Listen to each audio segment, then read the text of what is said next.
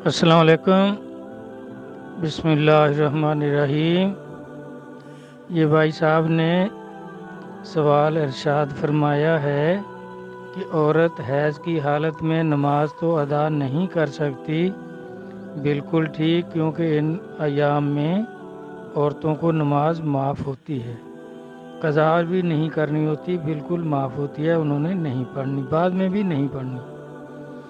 اور روزے جو ہیں یہ قضا کرنے ہوتے ہیں، بعد میں یہ رکھنے پڑتے ہیں، بعد میں روزے رکھنے چاہیے۔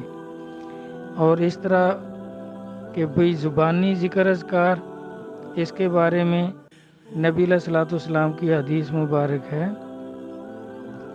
کہ آپ گلی میں تشریف فرما تھے اور ایک صحابی وہاں سے گزرے، تو وہ گلی کی دوسری سائیڈ ہو کر گزرے اور اس نے نبی علیہ الصلوۃ والسلام کو سلام نہیں کیا، بلکہ دوسری طرف منہ کر کے گزرے۔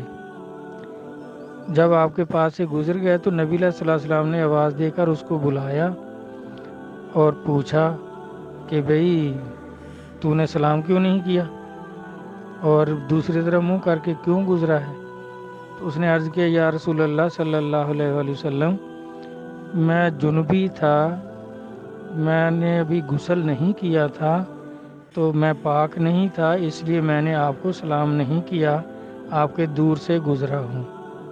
تو نبی علیہ الصلوۃ والسلام نے فرمایا، مومن کی زبان جو ہے یہ پاک ہوتی ہے، غسل کرنے سے پہلے بھی پاک ہے، اگر غسل کی حاجت تھی تو جب بھی زبان پاک ہے آپ دعا سلام کر سکتے ہیں اور زبانی کچھ بھی پڑھنا ہو پڑھ سکتے ہیں۔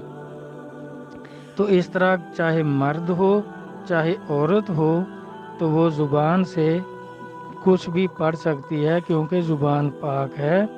جس طرح آدمی غسل اس پر واجب ہے تو وہ پڑھ سکتا ہے، اسی طرح عورت جو ہے حیض کی حالت میں بھی پڑھ سکتی ہے، کیونکہ زبان پاک ہے۔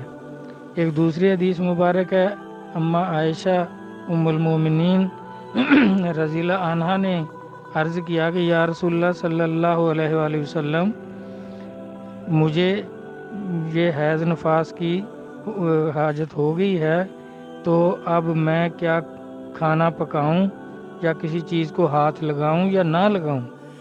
تو نبی علیہ الصلوۃ والسلام نے فرمایا، بھئی ہاتھ منہ دھو لو اور کھانا پکاؤ، مجھے بھی کھلاؤ آپ بھی کھاؤ، کیونکہ آپ کے ہاتھوں کو تو حیض نہیں آیا۔ تو اس طرح آپ سارے کام کر سکتے ہیں، لیکن قرآن پاک کو ہاتھ نہیں لگا سکتی عورتیں۔